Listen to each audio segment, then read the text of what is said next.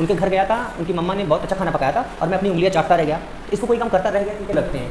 तो आज की वीडियो में हम सीखने वाले हैं कि हम स्टोरी को कैसे बताते हैं इन इंग्लिश। फॉर दैट आपके लिए खतरनाक रूल साबित होने वाला है, जिसमें हमारे पास है यूज ऑफ। क्या पढ़ने वाले हैं? Use of kept on. क्या पढ़ेंगे? Use of kept on. ये कीप ऑन का सेकेंड या थर्ड फॉर्म है, जिसको हम बोलते हैं केप्ट ऑन। मैंने यहाँ पर लिख रखा है, ठीक है ना। देखो, केप्ट ऑन का मतलब क्या होता है? जैसे कोई काम, क्या बोलते हैं? कोई काम करता रह गया, करता रहा या फिर करता रह गया, राइट। कुछ इस तरीके से होता है, यानी कोई काम करता रहा या कोई काम करता रह गया। जैसे वह बोलता रहा, मैं बातें करता रहा, मैं इंतज़ार करता रहा, है ना, इस तरीके से। जैसे गुनगुन प्रार्थना करती रही, भगवान आते रहे, है ना, मैं हंसता रहा, आप हंसते रहे, है ना, सुमित दौड़ता रहा, मैं बातें करता रहा। Getting all of you. तो कोई काम करता रहा या करता रह गया। जैसे मैं उनके घर गया था, उनकी मम्मा ने बहुत अच्छा खाना पकाया था और मैं अपनी उंगलियां चाटता रह गया। तो इसको कोई काम करता रह गया तो क्या लगता है हमारे पास? केप्ट ऑन लगता है। क्या लगता है? Kept on.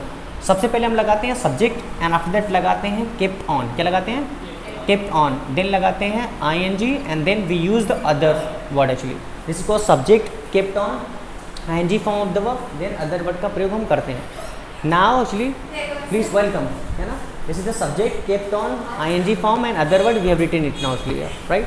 देखो, अगर आपको फॉर एग्जांपल सब्जेक्ट लिखना है, I told you actually there are two types of subject are there, ठीक है ना। तो हमारे पास क्या है?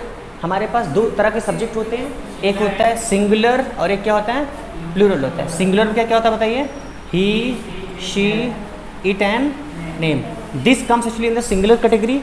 फिर हमारे पास प्लूरल होता है, जिसमें क्या आता है? I, we, you, they, both and people. कुछ इस तरीके से बहुत सारे प्लूरल की कैटेगरी में आते हैं।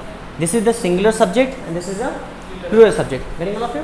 ये हमारे पास सब्जेक्ट होता है। देखो, कोई काम करता रह गया, एग्जांपल समझते हैं। जैसे मैंने बोला वह, क्या बोला? वह, ठीक है ना। वह दौड़ता रहा। मैंने क्या बोला? वह दौड़ता रहा। वह दौड़ता रहा या फिर वह दौड़ता रह गया।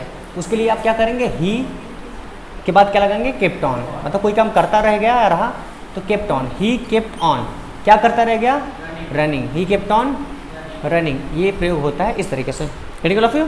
जैसे कहना कि गुनगुन मुस्कान का इंतजार करती रह गई, उसके लिए क्या बोलेंगे? ऐसे बोला, गुनगुन। क्या बोला मैंने? गुनगुन, MU मुस्कान। ये क्या लिख दिया? गुनगुन मुस्कान का वेट, है ना, करती रही या करती रह गई। इसके लिए हम केप्ट ऑन का प्रयोग करेंगे। सबसे पहले हम यूज़ करेंगे गुनगुन। क्या बोलेंगे? गुनगुन। फिर बोलेंगे हम केप्ट ऑन। क्या बोलेंगे? Kept on waiting. Kept on waiting. अरे बाप रे, केप्ट ऑन वेटिंग यानी इंतजार करता रहेगा किसका? मुस्कान का। गुनगुन केप्ट ऑन वेटिंग मुस्कान। इस तरीके से, मतलब मुस्कान ऐसे लिख देना लास्ट में। इसको बोलते हैं अदर वर्ड। जैसे देखिए, मैं पढ़ाता रहा या पढ़ाता रह गया तो हम बोलेंगे आई केप्ट ऑन टीचिंग। मैं बताता रहा, आई केप्ट ऑन टेलिंग, है ना। शेर दहाड़ता रहा, the lion kept on roaring. इस तरीके से, है ना। मुस्कान इंग्लिश बोलती रही, Muskan kept on speaking English. मैं झगड़ा करता रहा, आई केप्ट ऑन फाइटिंग। बोलिए ना, आई केप्ट ऑन फाइटिंग। मैं सोचता रहा, आई केप्ट ऑन थिंकिंग। मैं बताता रहा, I kept on telling. Getting all of you.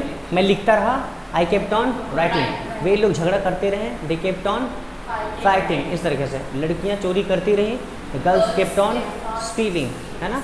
लड़के पैसे कमाते रहे, boys kept on earning money. तो ये होता है केप्ट ऑन। अगर आप चाहते हैं स्टोरी बोलना अच्छे तरीके से, for that you need to just learn this rule. It's very important for us to learn this rule. Thank you very much for connecting with me till then.